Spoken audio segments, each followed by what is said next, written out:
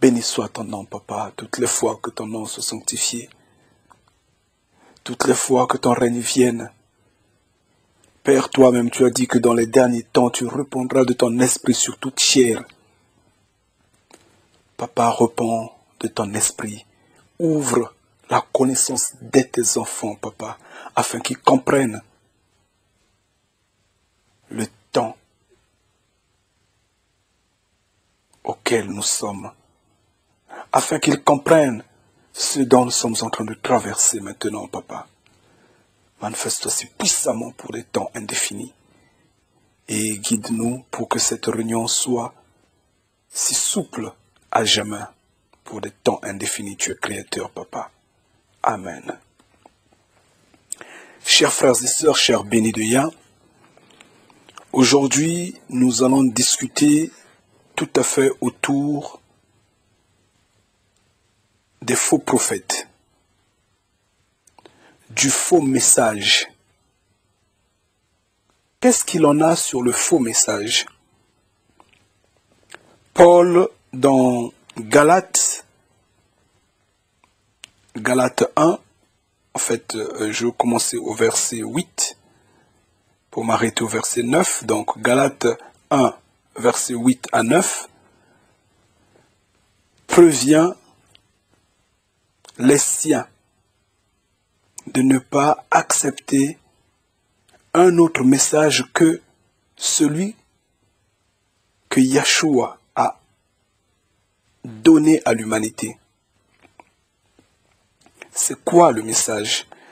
Bon, lisons d'abord dans Galates 1 au verset 8. Cependant, même si nous ou un ange du ciel, nous venions à vous annoncer comme une bonne nouvelle quelque chose qui va au-delà de ce que nous vous avons annoncé, comme une bonne nouvelle, qu'il soit maudit. Donc, cet ange-là, cette personne-là, ce prophète-là, quiconque qui vient vous annoncer un autre message différent de ce que eux, les apôtres, ont annoncé, différent de ce que Yeshua a annoncé, qu'il soit maudit. Donc la personne qui vient annoncer que cette personne-là soit maudite. Au verset 9, il dit, ainsi que nous l'avons dit ci-dessus. Donc il insiste. Je le redis aussi maintenant. Quiconque vous annonce comme une bonne nouvelle quelque chose qui va au-delà de ce que vous avez accepté, qu'il soit maudit. Amen. Donc ici, l'apôtre Paul insiste.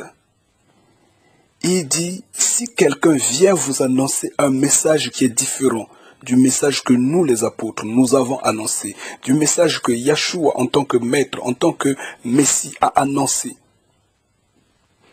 que cette personne-là soit maudite. Qu'elle soit maudite.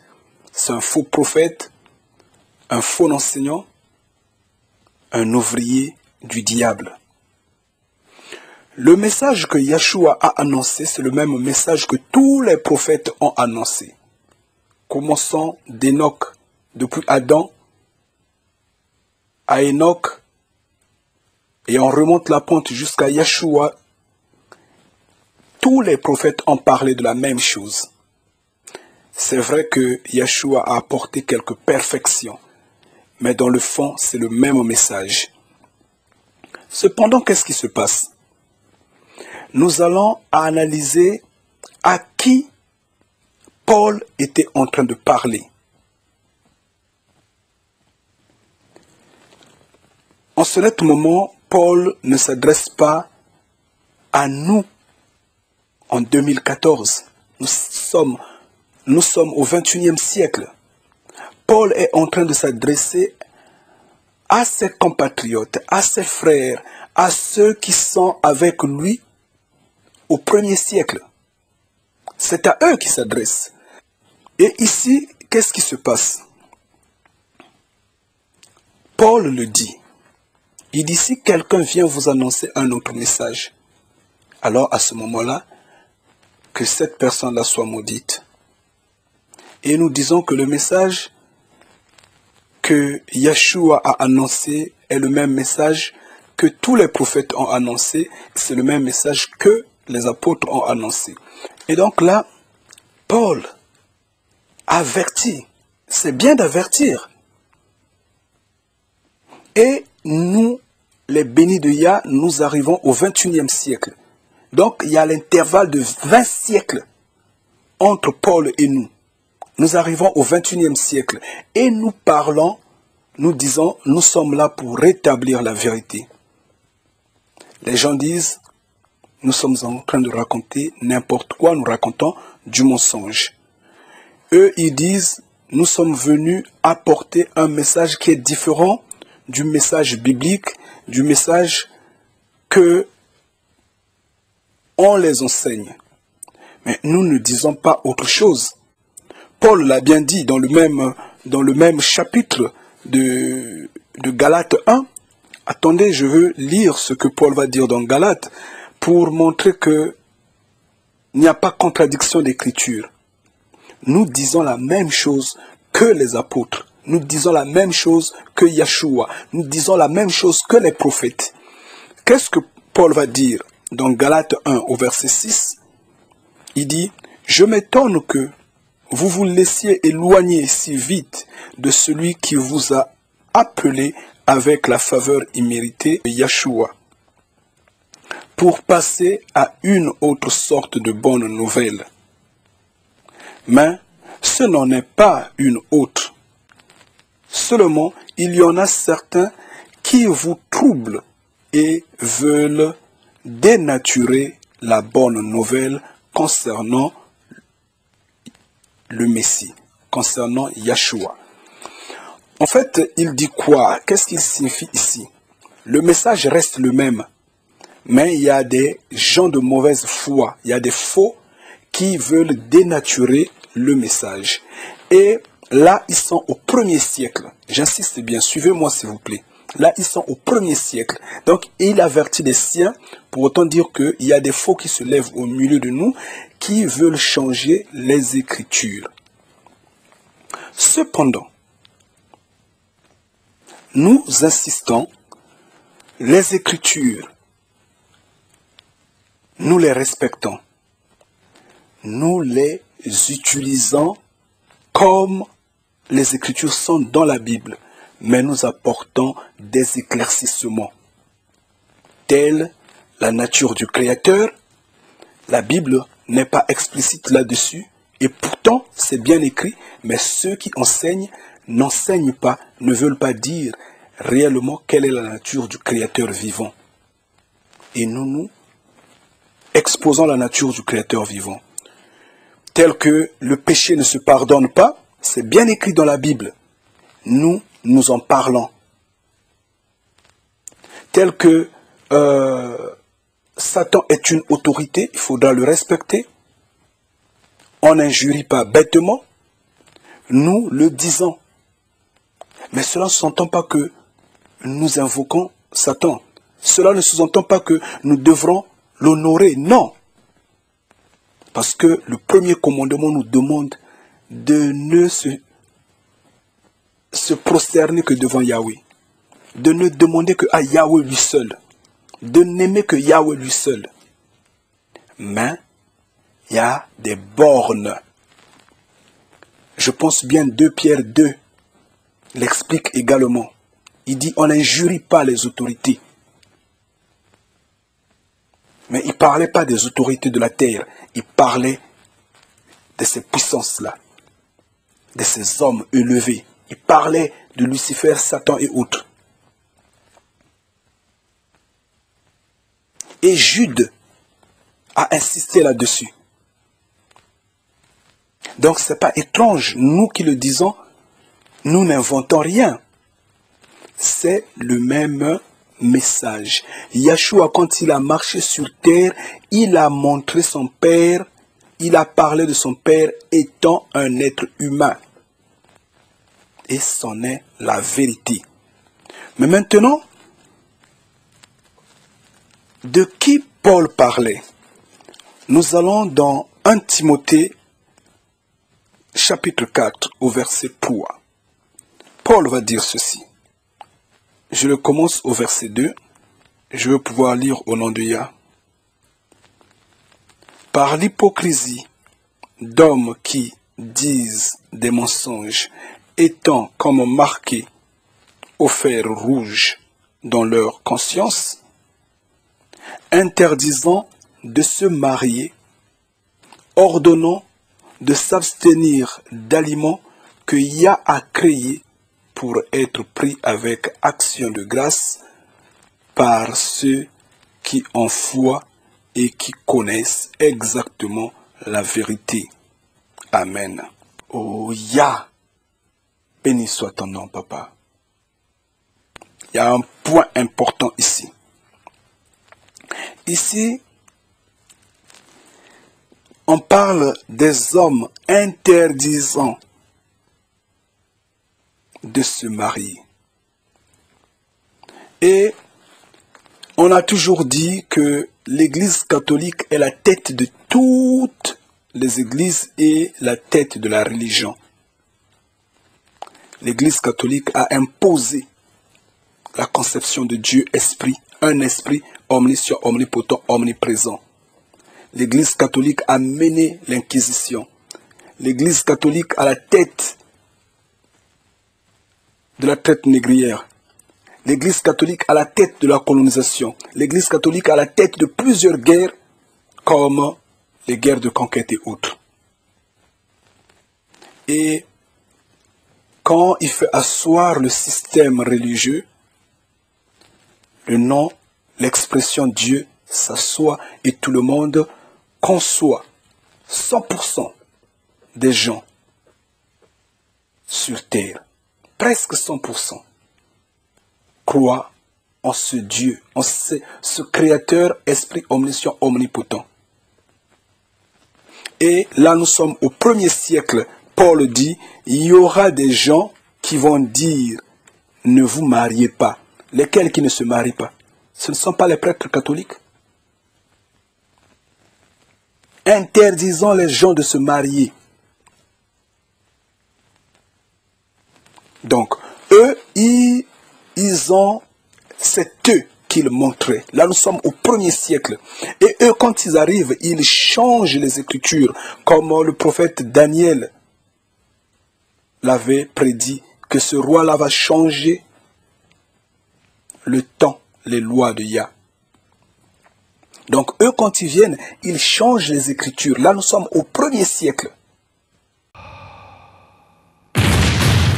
Cependant, pour le même sujet et dans la même lancée, Pierre avertit ses siens. Pierre parle aux croyants de cette époque-là. Il dit dans 2 Pierre 3, 2 Pierre 3, prenons à partir du verset 15.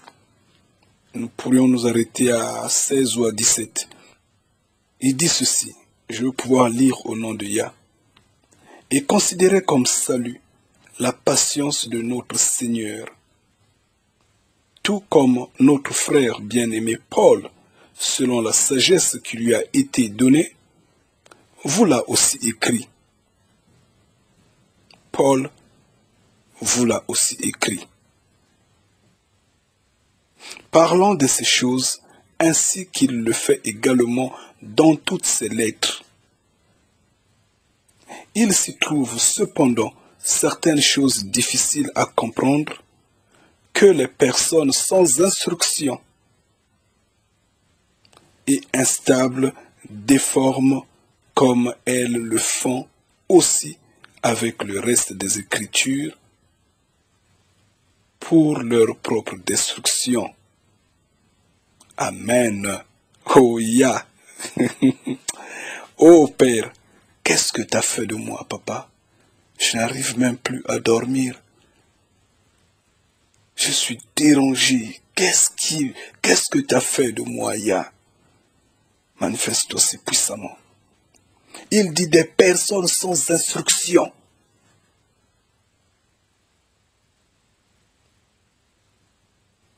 Et instables, déformes. Comme les religieux qui ne comprennent rien du tout. Ils n'arrivent pas à renouveler. Ils ne comprennent pas pourquoi Paul a dit renouvelez votre connaissance. Renouvelez vos connaissances. Ne vous conformez pas à ce système de choses. Ils ne comprennent pas pourquoi il a dit. Des conceptions comme nuée, corruption, esprit. Ils n'arrivent pas à comprendre ça, à analyser ça. Ils se laissent borner. Yeshua, avant de monter aux cieux, il avait faim. Il avait mangé un poisson fumé. C'est bien écrit dans Luc. Lisez bien le dernier chapitre de Luc. Mais s'il était esprit, pourquoi il avait mangé ce poisson-là? Les gens ne comprennent rien. Et on continue au verset 17, il dit, « Vous donc, bien-aimés, qui savez cela à l'avance, tenez-vous sur vos gardes, de peur que vous ne soyez entraînés avec eux par l'erreur des gens qui bravent la loi, et que vous ne venez à déchoir de votre propre fermeté. Non, mais continuez à croître dans la faveur imméritée et la connaissance de notre Seigneur et Sauveur Yeshua. À lui soit la gloire, et maintenant et jusqu'au jour de l'éternité. Amen. Il dit à vous qui l'entendez. Il parle à ses siens, toujours au 1er siècle. Nous sommes là avec Pierre. Il dit, vous tenez ferme, n'abandonnez pas. Et ceux qui ont connu cette vérité-là, ceux qui avaient tenu ferme, c'est ceux-là qu'on avait décimés pendant l'Inquisition. Vous avez bien entendu que les saints ont été tués. Pendant l'Inquisition, on a tué les saints. Parce qu'ils connaissaient la vérité et eux, ils disaient ce que nous disons. Ce que vous n'arrivez pas à supporter. Ce qui vous démange le corps. Ce qui vous fait gratter le cerveau. Eux, ils le savaient et ils le disaient et ils étaient fermes dessus. Au final, il fallait les tuer pendant l'Inquisition. Il fallait décimer certains pendant la traite négrière. Il fallait les tuer au moment de la conquête de notre terre sainte, la terre africaine. Au moment de la conquête de Jérusalem, il fallait les tuer. Parce qu'ils connaissaient cette vérité-là, parce qu'ils avaient résisté à cela. Mais vous qui ne connaissez pas la vérité, vous qui avez hérité de cette graine-là, sous l'effet des tortures, chicotes, trafic d'influence, sous la force de l'argent, par les mots de droits de l'homme, démocratie et autres, vous ouvrez la bouche. Quand vous ne connaissez pas, fermez-la. Fermez-la. Nous vous disons la vérité. Si vous ne vous repentez pas, c'est votre problème. Je vous le dis en vérité, chers frères et sœurs. Nous vous disons la vérité. Oui, repentez-vous. J'insiste bien, chers frères et sœurs. Nous sommes dans les derniers temps, ça n'a rien à faire et personne ne pourra dire le contraire. Nous y sommes. Pierre a insisté sur les faux, Yeshua avait averti sur les faux, Paul a insisté sur les faux, Jacques a insisté, tout le monde a insisté sur les faux. Et les faux ne sont pas minoritaires, ils sont majoritaires. Il était écrit, les fils illégitimes seront plus nombreux que les fils légitimes. Oui, c'est normal que les faux soient nombreux. Et réalisez-le que vous êtes sur le grand chemin qui mène à la perdition. Parce que vous avez tous croyance sur un créateur, esprit omniscient, omnipotent, omniprésent. Tous qui dira le contraire. Donc, eux, de sitôt quand ils viennent, ils changent les Écritures, ils s'asseyent et ils contrôlent tout. Maintenant, nous arrivons au XXIe siècle. Et nous parlons différemment de tout ce monde-là, de tous ces religieux-là. Ce Dieu-là, esprit omniscient, omnipotent, ce créateur-là, est loué par les magiciens, est loué par les occultistes, est loué par les féticheurs, est loué par les religieux. Tout le monde confondu. Même les athées. Bien que ne croient pas ou ne s'agenouillent pas devant ou je ne sais pas quelle est leur forme de croyance, ont l'œil sur ce Dieu-là, sur ce créateur, esprit omniscient, omnipotent, omniprésent, donc qui a colonisé la terre et qui garde la terre sous ses ongles. Et nous avons un langage qui est différent. Nous disons, c'est pas ça. Comme nous disons, aucun prophète n'est venu sur terre pour parler de la terre, pour glorifier la terre, pour faire des prouesses sur la terre. Tout le monde est venu parler de la destruction des nations, la destruction de la terre et parler du royaume à venir. Bien sûr, bien après le jugement. Et c'est de ça que nous parlons. Donc, à tous ceux qui croient que nous sommes en train de parler d'un message qui est différent, c'est eux au contraire qui se sont laissés embrouiller parce que ces hommes-là, avec des robes blanches, ou je ne sais pas rouges, avec des chapeaux quoi, sont rentrés dans le système plusieurs siècles auparavant. Et les croyants du 21e siècle, 20e siècle, eux s'adaptent à ce rythme, au rythme religieux que le Vatican a imposé. Donc se sont laissés duper, c'est bien clair ici dans 1 Timothée 4 au verset 3. Et donc tout ce monde-là s'est laissé piéger. S'est laissé piéger par le Vatican, s'est laissé piéger par l'Église catholique. Ils ont apporté un faux Messie, soi-disant Jésus-Christ. Et quand vous le regardez, quand vous observez bien ce Messie-là, dans les photos qu'on présente ça et là, les images qu'on présente ça et là, vous verrez bien qu'il ne vient qu'au secours des enfants blancs ou des hommes blancs.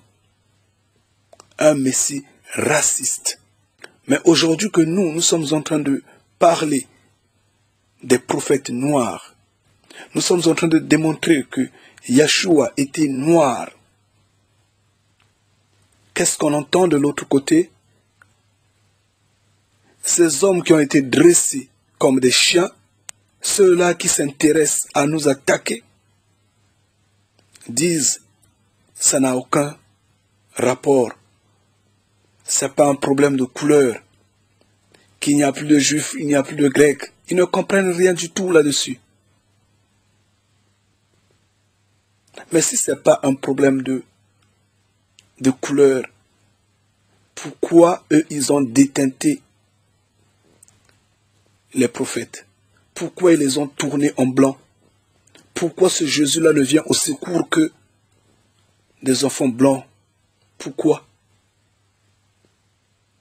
Psychologiquement, ça joue. Parce que l'image dit 1000 mots plus que ce qu'on entend plus que l'écriture, l'image. Donc ils savent quel impact qu'a cette image-là. Mais au fond, c'est du faux. C'est du faux. Tout le monde a averti en ce premier siècle-là. Jean, avant de mourir, parlait à ses petits. Il disait, l'antichrist s'est réveillé. Les antichrists sont déjà au milieu de nous. Ils sont sortis de nous. Ils sont sortis du milieu de nous, mais ils ne nous appartiennent pas. Ils ne sont pas nôtres. Et les antichrists ont développé cette théorie-là. Ils l'ont mis sur table. Et vous tous, vous êtes venus, vous vous disiez religieux. Vous êtes fiers d'être, je ne sais pas, chrétien, christianiste, je ne sais pas qui est qui.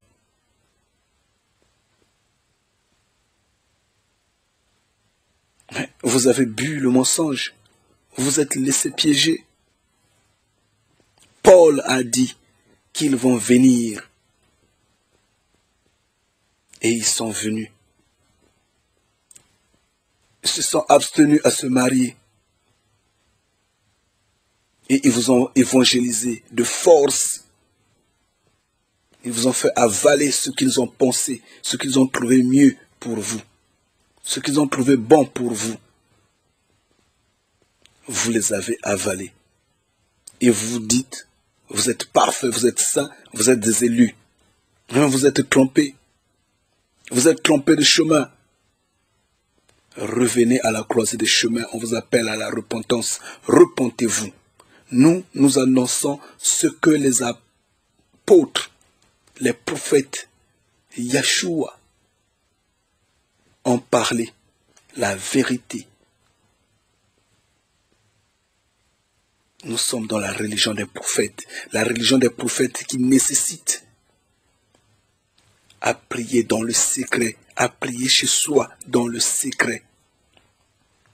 Car le Père voit dans le secret et il donne dans le secret.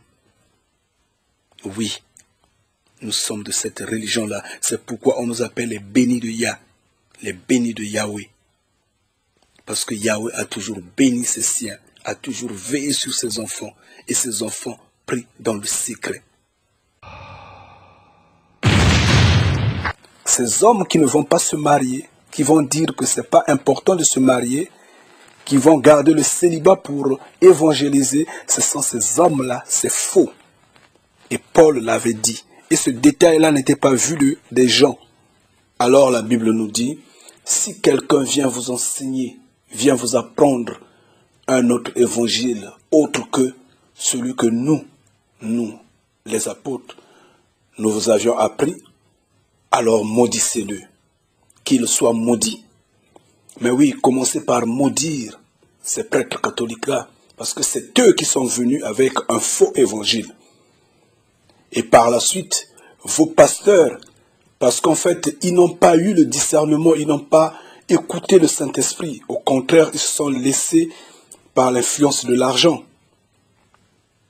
Donc c'est eux qu'il faut maudire, parce que eux, ils vous ont trompé. Mais pas nous, les bénis de Yah. Pas nous, parce que nous disons la vérité. On nous accuse, c'est bien, continuez de nous accuser. Mais nous nous plaignons de nos frères qui ont été saisis de cet éveil-là. Comme je l'ai parlé dans ma dernière vidéo qui est intitulée « Déshabiller Paul pour habiller Pierre » ou « Déshabiller Pierre pour habiller Paul ». Dans cette vidéo-là, j'ai expliqué ce fait-là. Ces frères-là ont reçu cet éveil-là. Mais l'orgueil les a précédés. Quand l'orgueil précède, la chute est là. C'est l'humilité qui élève. Yah les a montré juste un tout petit peu C'était peut-être 1% de vérité ou 2% de vérité. Ils ont commencé à parler, ils se sont laissés aller et voilà qu'on les a égarés. Mais ce sont ces frères-là qui allaient normalement s'unir avec moi pour passer ce message-là. S'unir avec nous les bénis de Yah pour passer ce message-là. On les a déliés la langue pour éveiller le peuple égaré de Yah. Parce que tant qu'on ne rétablit pas la vérité, j'insiste bien, il n'y aura pas la paix sur terre. Il n'y aura pas la paix en Afrique. Et j'insiste bien, on ira droit à la destruction. Et ça, c'est comme ça. Et ces frères-là, au lieu de parler du message d'éveil, ils se sont laissés égarer dans des comédies spirituelles. Parce qu'ils font des comédies spirituelles. Il faudra voir leurs vidéos. Il faudra les voir quand ils tiennent des micros. Quand ils essaient un peu de se balader devant l'écran, les appels viennent de gauche à droite, ils répondent aux questions. Ils se passent pour des hommes assidus dans le Saint-Esprit, dans la connaissance de Yah. Alors que c'est des embrouilleurs, ils ne profèrent que du mensonge et des blasphèmes. Ils ne se rendent pas compte, ils s'égarent.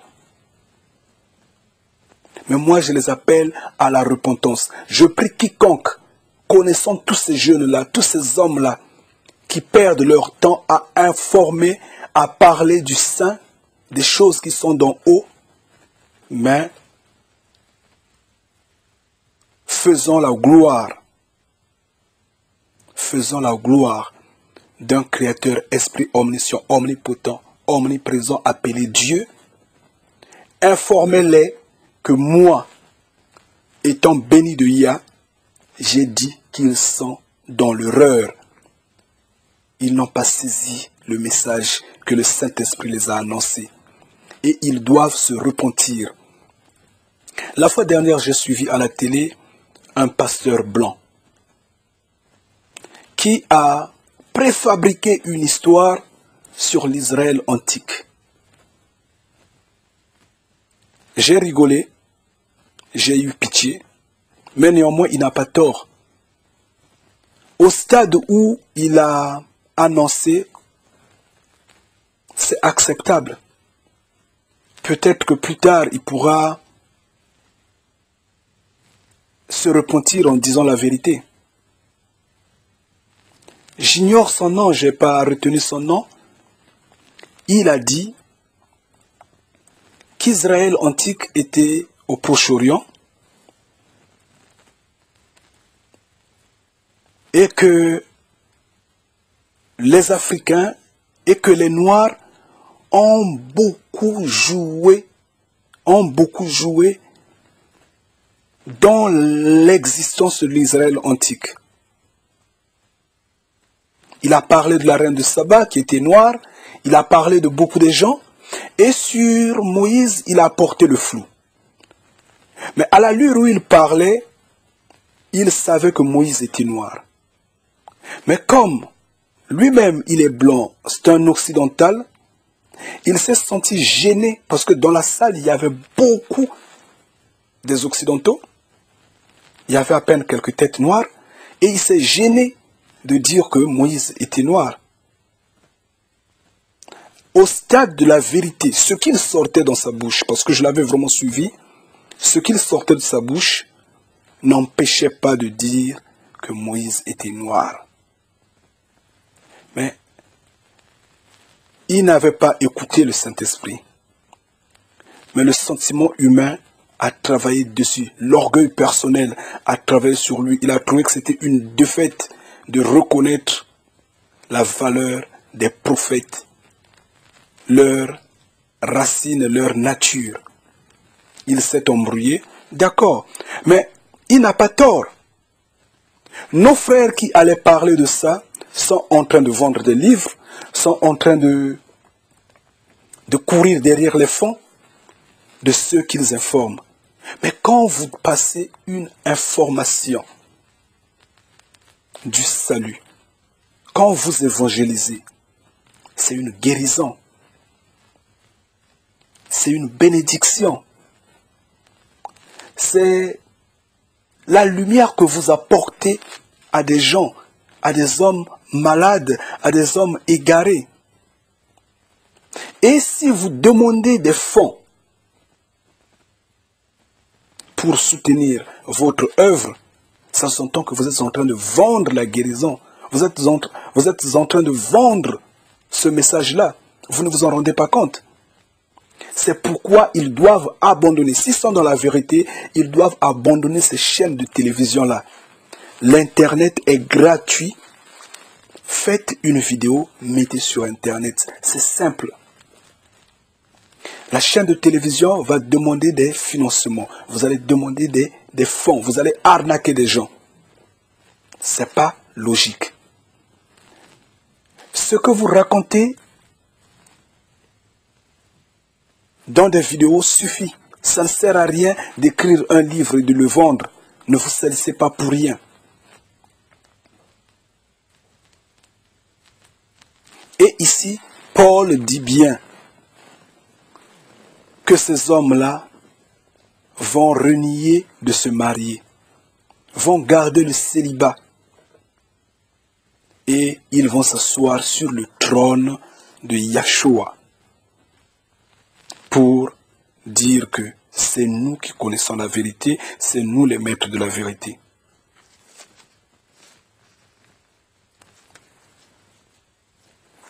Et pour être de plus en plus rassuré que Paul ne parlait pas aux hommes du 21e siècle, bien que ça influence les temps anciens, nous allons dans 2 Timothée, chapitre 3, à partir du verset 5. Je crois que c'est de 5 à 7. Je vais commencer normalement à partir du verset 5 pour m'arrêter au verset 7. Mais je peux prendre à partir du verset 1. Regardons, écoutons ce qu'il dit.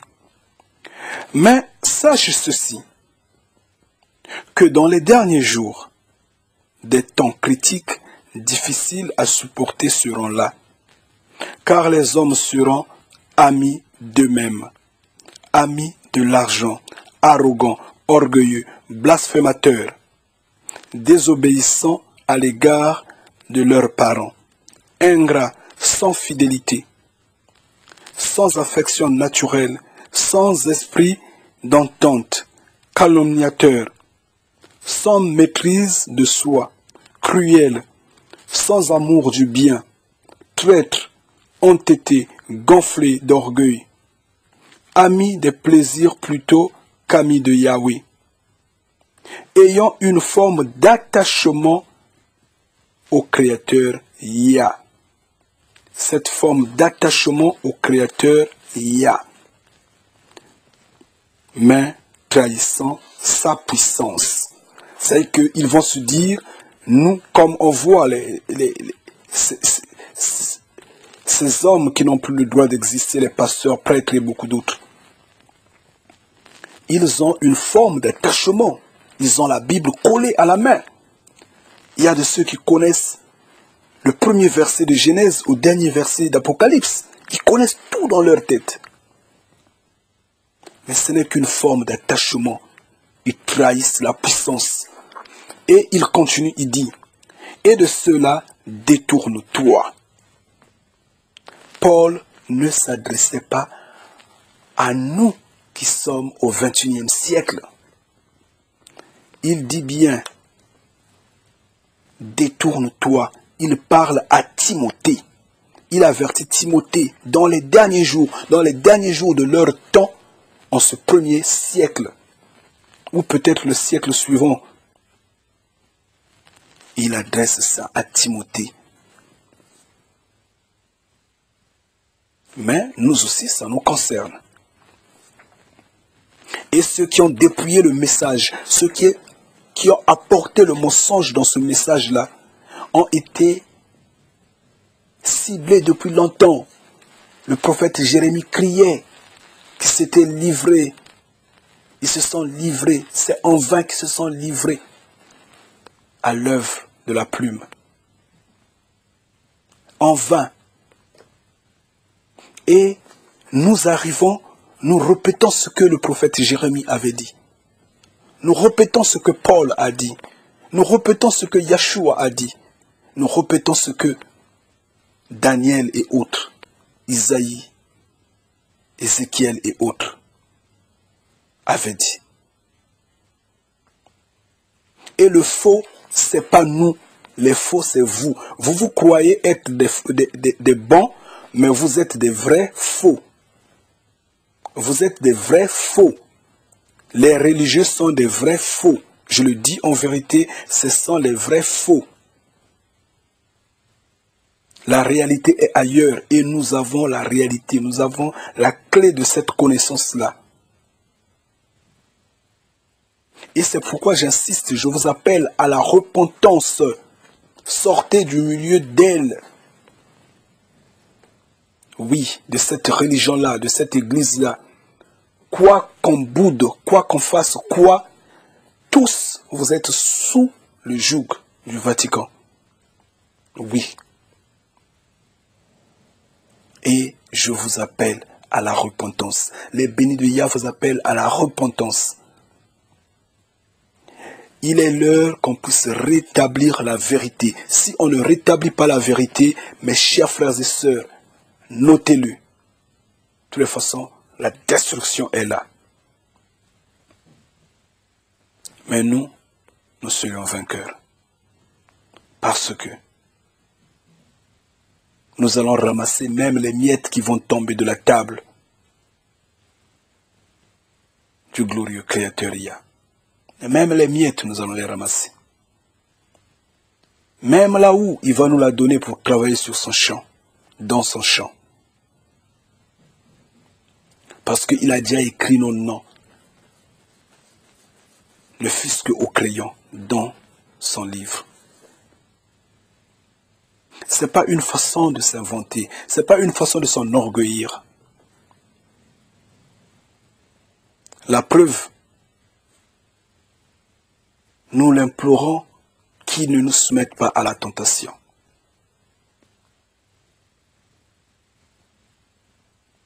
Mais c'est parce que nous connaissons ce que nous faisons. Nous connaissons ce que nous disons. Et nous vous appelons, repentez-vous. Et il continue, il dit, car parmi ceux-là, il y en a ces hommes qui s'insinuent dans les maisonnées et emmènent captives de faibles femmes chargées de péché, conduites par divers désirs, et qui apprennent toujours, mais ne sont jamais capables de parvenir à une connaissance exacte de la vérité. Mais on voit bien quelle est la première cible dans l'évangélisation de ces hommes-là, dans ces églises, bâtiments-là, par ces hommes-là qui évangélisent ça et là. Mais là, la première cible, c'est la femme. Ah, les pauvres femmes, les sœurs, ça me fait vraiment pitié. On les voit dans les églises, dans ces églises, bâtiments-là, dans ces assemblées-là. Elles apprennent tous les dimanches, puisqu'elles sont là-bas tous les dimanches. Elles apprennent sans cesse, mais sans connaissance. Toujours avec les mêmes perruques, les tissages, les maquillages ça et là, des ongles artificiels, toujours les médisances entre elles, des chamailles, des querelles, le même comportement. Donc finalement, qu'est-ce qu'ils apprennent? Si ce n'est vraiment glorifier le soi-disant pasteur qu'ils prennent pour le glorieux Messie, sur qui elles pensent va plaider leur cause auprès du Créateur Yah. Ces hommes-là s'introduisent dans des maisons et emportent avec eux des pauvres femmes, les veuves, les mariés, les enfants. Dieu. Et Paul a insisté, il dit, ne vous conformez pas au système présent. Renouvelez votre connaissance. Mais les religieux ne font pas un effort de renouveler leur connaissance. Si ce n'est critiquer, et en plus, la façon dont ils agrippent sur le nom de Jésus. Waouh! Au nom de Jésus. Jésus est Dieu. N'importe quoi. Yeshua n'est pas le Créateur.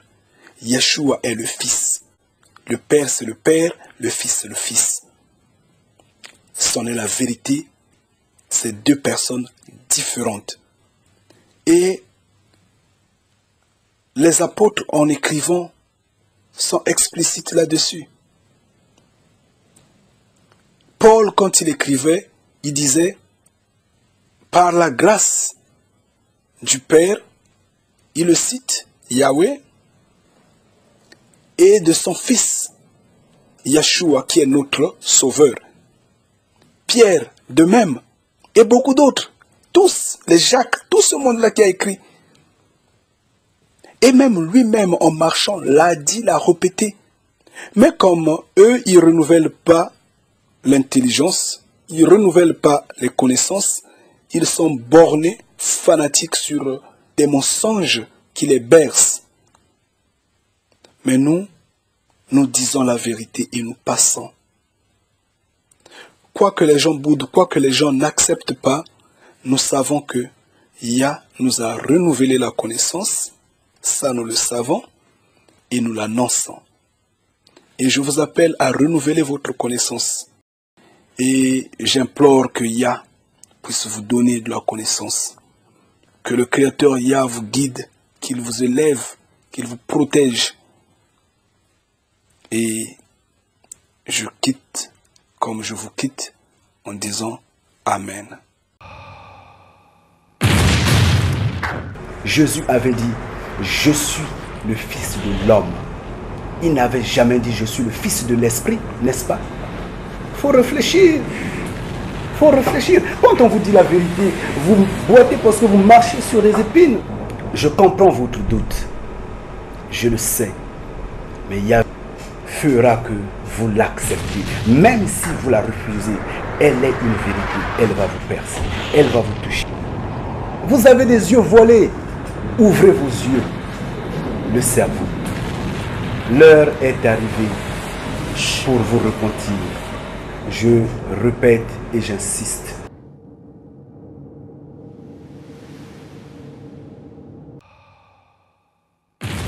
Jésus-Christ disait que le salut vient des Juifs.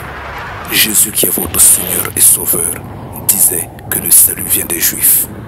Vous avez des yeux voilés. Ouvrez vos yeux. Le cerveau. L'heure est arrivée pour vous repentir. Je répète et j'insiste.